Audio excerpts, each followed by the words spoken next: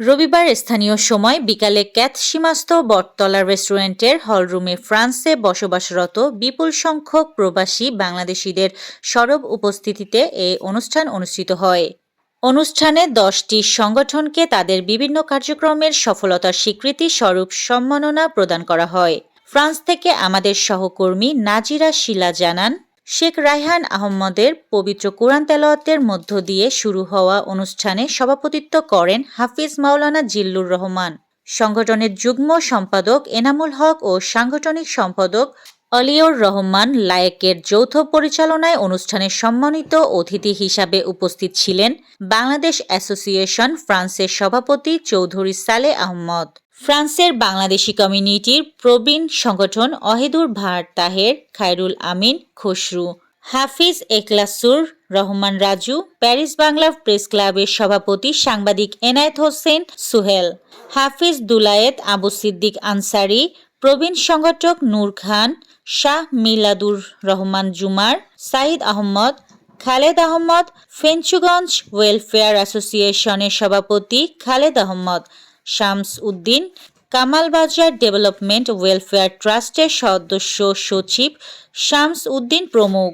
বক্তারা সংগঠনের ভবিষ্যৎ পরিকল্পনা, শিক্ষা ও মানবিক সহায়তা কার্যক্রম, প্রবাসী কল্যাণ ফাউন্ডেশন গঠন এবং স্বচ্ছতা বজায় রেখে কাজ করার উপর গুরুত্বারোপ করেন। অনুষ্ঠানে এ সময় বাংলাদেশ অ্যাসোসিয়েশন ফ্রান্সের সভাপতি চৌধুরী সালেহ আহমদ, সাধারণ সম্পাদক মিজানুর রহমান সরকার, গ্লোবাল জালালাবাদ অ্যাসোসিয়েশন ফ্রান্সের সভাপতি ফয়সাল উদ্দিন, বালাগঞ্জ উপজেলা অ্যাসোসিয়েশন ফ্রান্সের সভাপতি শেখ আসাদ আহমদ, জকিগঞ্জ ঐক্য পরিষদ ফ্রান্সের সাধারণ সম্পাদক আব্দুল কুদ্দুস,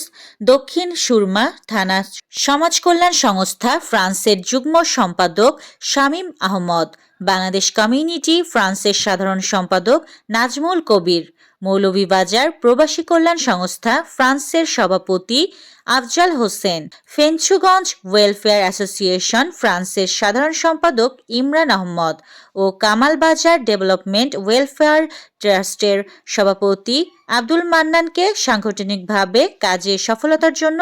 সম্মাননা প্রদান করা হয় এবং নবনিযুক্ত সম্মানিত উপদেষ্টা শানুর আলী ও আব্দুল আলীকে বিশেষ সম্মাননায় ভূষিত করা হয়। অনুষ্ঠানে নবগঠিত কমিটির আনুষ্ঠানিক ঘোষণা করেন সংগঠনের সাংগঠনিক সম্পাদক অলিউর রহমান লায়েক এবং সংগঠনের ভবিষ্যৎ পরিকল্পনা তুলে ধরেন সাধারণ সম্পাদক সৈয়দ তকবীর আলী। ফ্রান্স থেকে আমাদের সহকর্মী নাজিরা শিলার পাঠানো বিশেষ প্রতিবেদনে ছিলাম আমি ইয়াসমিন আক্তার, সুরমা টিভি 24।